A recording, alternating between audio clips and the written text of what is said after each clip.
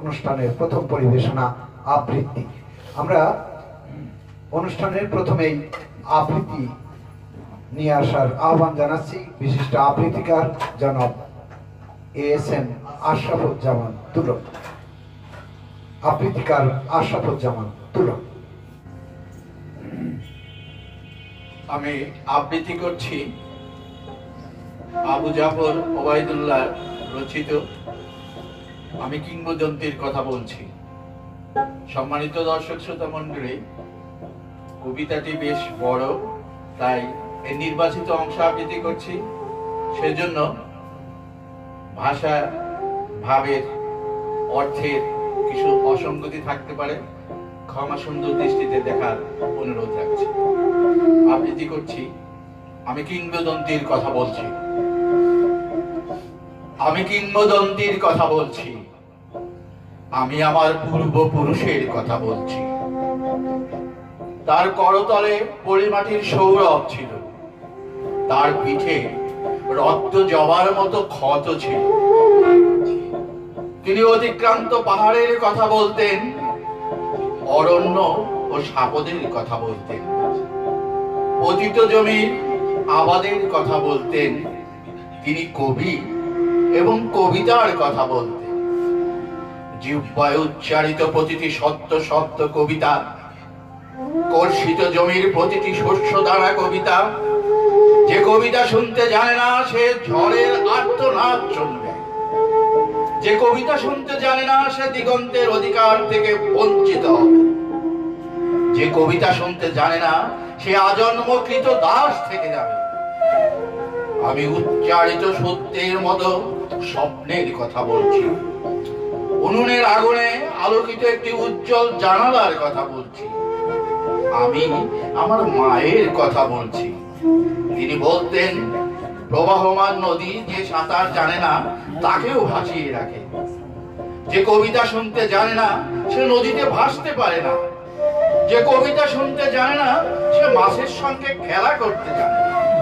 যে কবিতা শুনতে জানে না সে মায়ের কোলে শুয়ে গল্প শুনতে পারে না।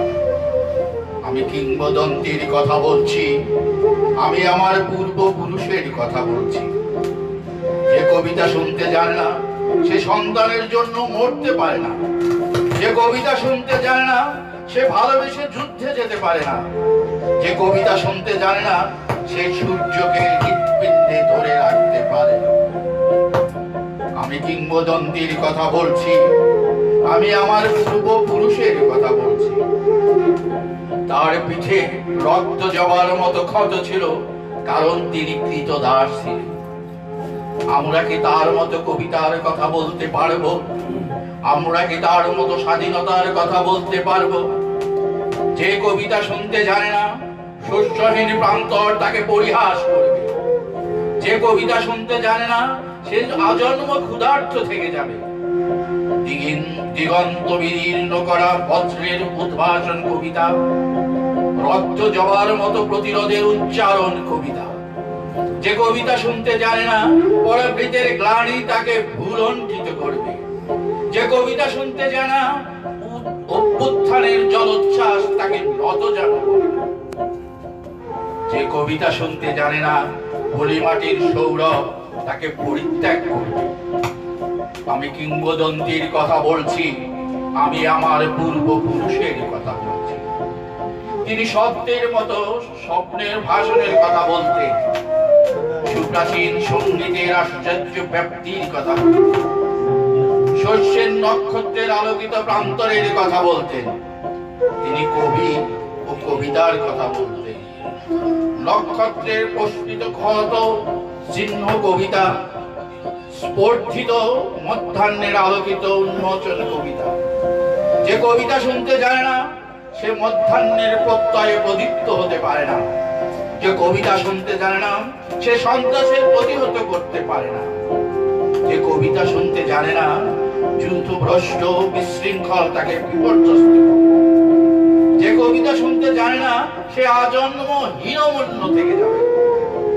আমি কিংবদন্তির কথা বলছি, আমি আমার পূর্বপুরুষের কথা বলছি। আমার সন্তানেরা, আমি তোমাদের কথা বলছি। সশস্ত্র সুন্দরের অনিবার্য প্রত্যান কবিতা, সুপুরুষ ভালোবাসার সুকণ্ঠ সঙ্গীত কবিতা, জিহ্বায় উচ্চারিত প্রতিটি মুক্ত শব্দ কবিতা, রক্ত জবার মতো প্রতিরোধের উচ্চারণ কবিতা। আমরা কি তার মতো কবিতার কথা বলতে পারবো? আমরা কি তার মতো স্বাধীনতার কথা বলতে পারবো?